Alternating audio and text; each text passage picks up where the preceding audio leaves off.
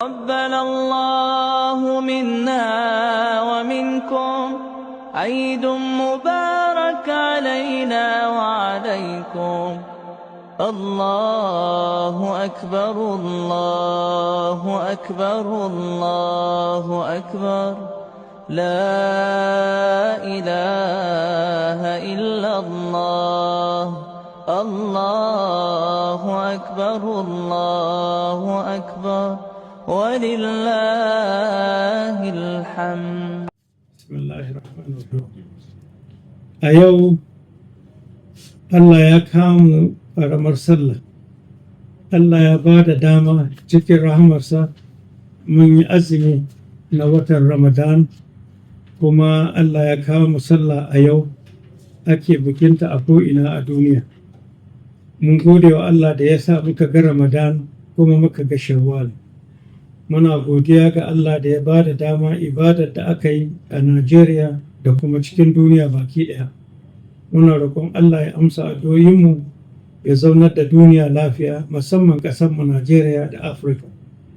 Muna roƙon Allah cewa 'yan Najeriya, na san ƙasarmu tana cikin akuba, amma muna roƙon Allah cewa mu haɗa kai, mu jajirce, mu ƙara imani da Allah, sanin cewa idan muka haɗa kai gaba ɗayanmu, Allah zai kawo mana ɗauki.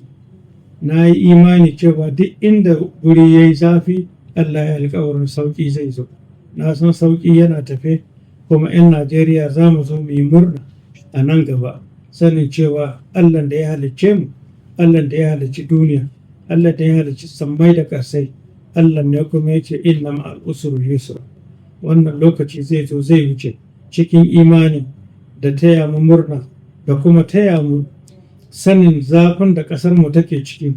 Muna roƙon cewa za mu ƙara imaninmu, mu haɗa kai, mu riƙa rarrabawa kanmu abin da ya sawwaka kafin rahamar Allah ta sauka a gare mu.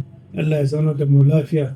Allah Ubangiji ya sa ƙasarmu ta ɗaukaka, martaba da darajar ɗan Najeriya da ɗan Afirka zai dawo cikin isarsa da yardarsa da ƙarfinsa da ƙarfin mulkinsa. Allah Ubangiji ya sa mu sallah lafiya. Allah Ubangiji ya kare mu ya zauna da ƙasarmu lafiya. Barkanmu da sallah. Allah